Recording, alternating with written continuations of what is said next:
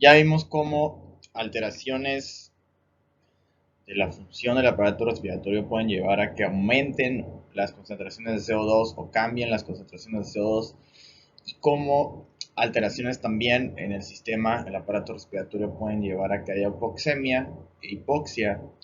Pues ahora vamos a ver un abordaje ya general de lo que es la insuficiencia respiratoria aguda.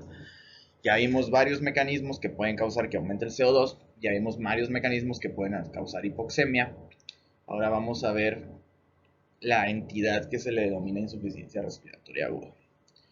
Entonces, vamos a hablar por la definición y luego algunos tipos de insuficiencia respiratoria aguda. Realmente se van a dar cuenta que no existe ese diagnóstico como tal, es algo como más fisiopatológico.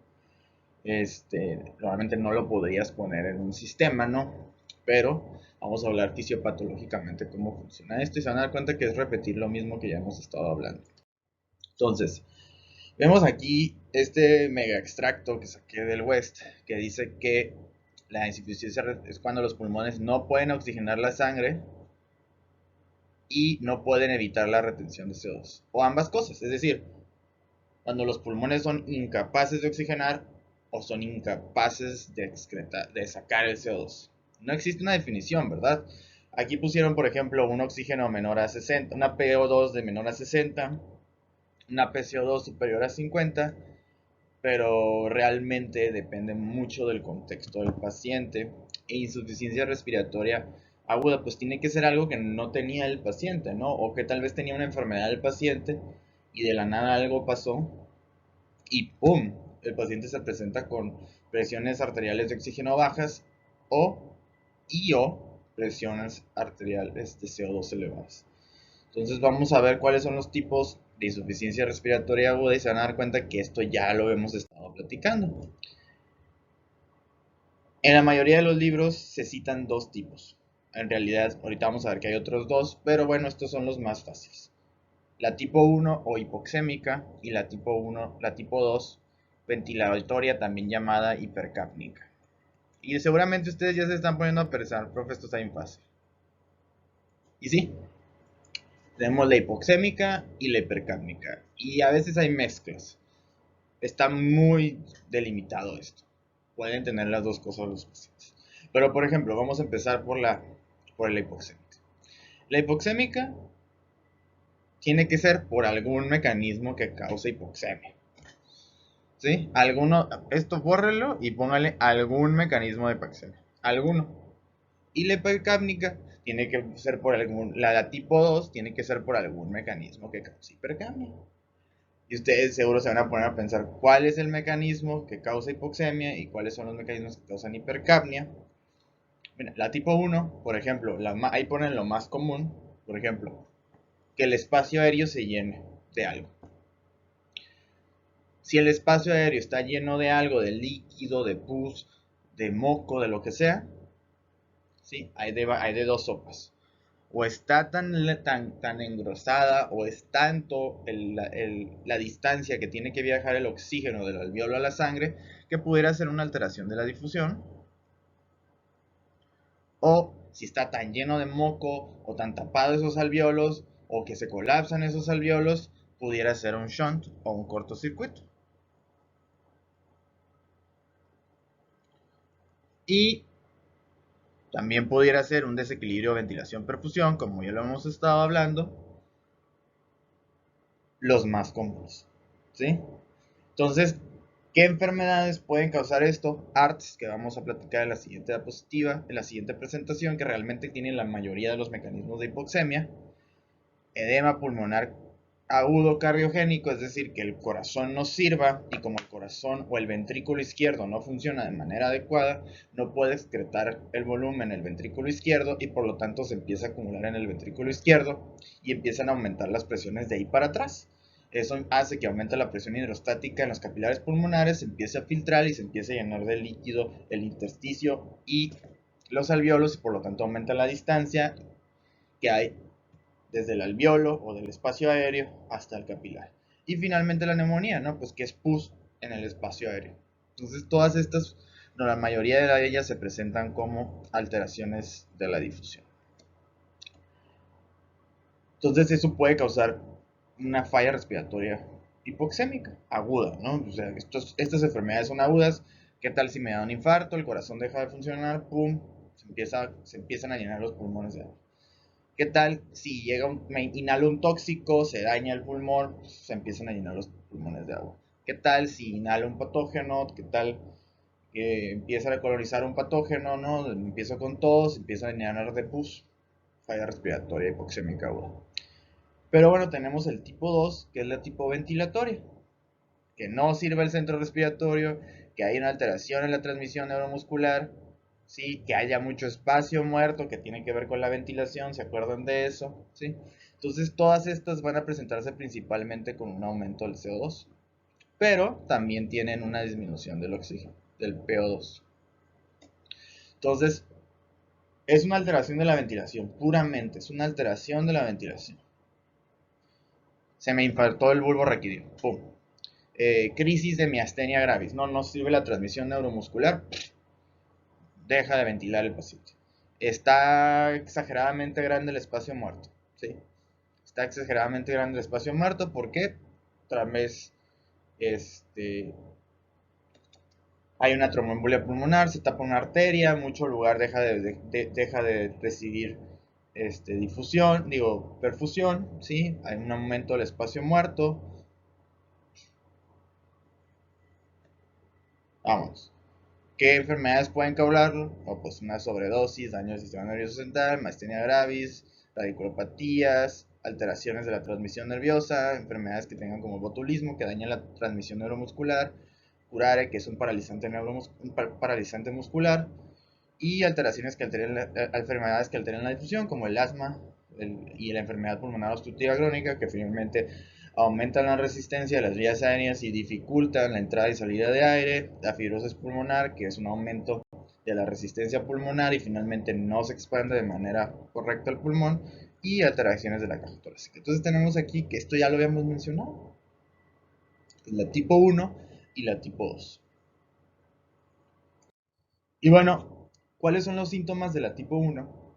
Signos y síntomas de la tipo 1, que es hipoxémica, que finalmente te va a terminar dando hipoxia de los tejidos, es decir, en el corazón, la alteración de las bombas puede causar arritmias o la muerte de células o del miocardio puede causar infarto.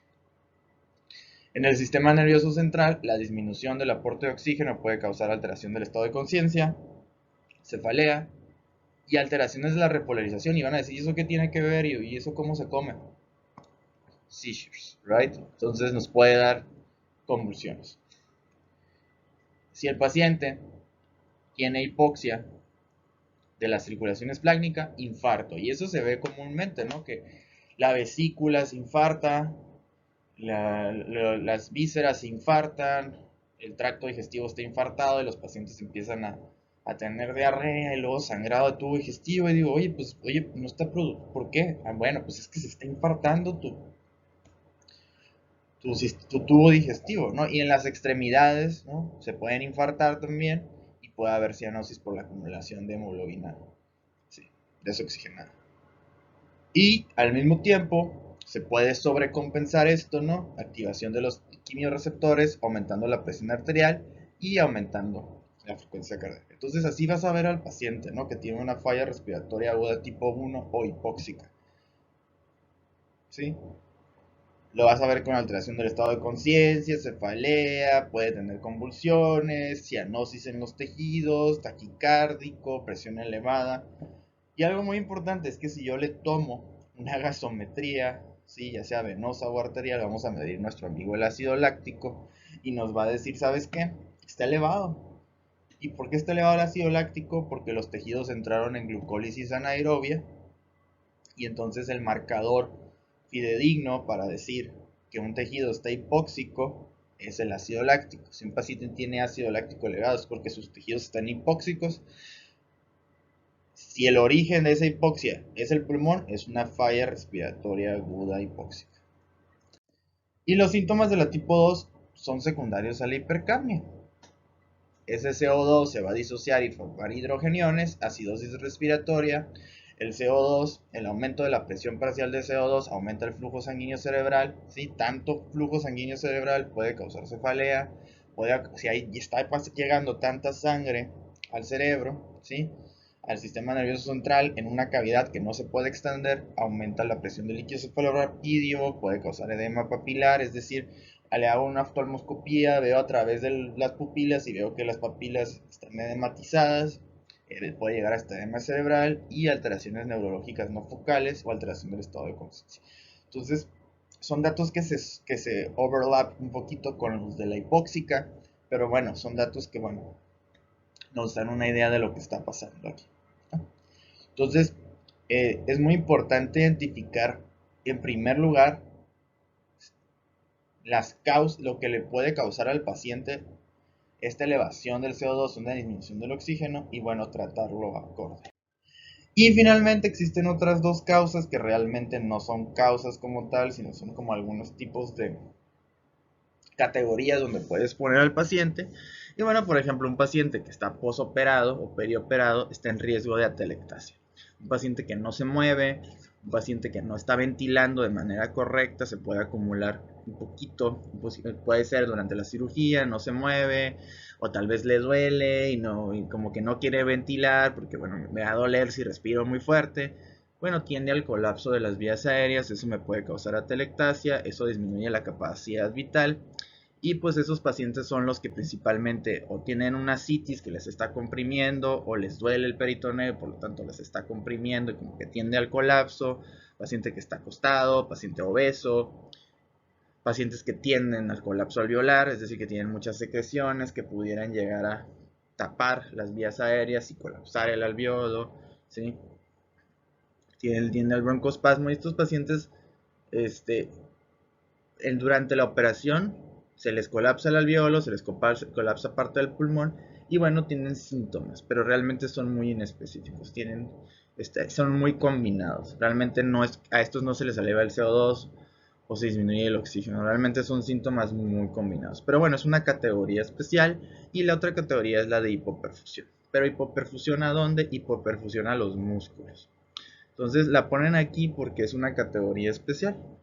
Se le podría llamar como una falla respiratoria tipo 2 por hipoperfusión muscular. Y entonces, ¿cómo así? Bueno, por ejemplo, si falla el corazón, si hay disminuido el volumen, si hay sepsis, todas estas causas pueden disminuir la cantidad de sangre que le llegan a los músculos de la ventilación y entonces pudieran llegar a causar una falla respiratoria aguda. Para fines prácticos, por mí, que se aprendan las primeras dos, ¿sí? La tipo 1 y la tipo 2. Y bueno, más adelante se van a dar cuenta que las enfermedades se manifiestan con esto, ¿no? Si ustedes ya saben estas manifestaciones que tenemos aquí y les digo, a ver, el COPD, ¿cómo se manifiesta? No, pues es una alteración de la ventilación. Ah, bueno, seguramente va a tener lo que ya vimos ahorita. Entonces, hasta aquí le vamos a dejar. Muchas gracias por su atención.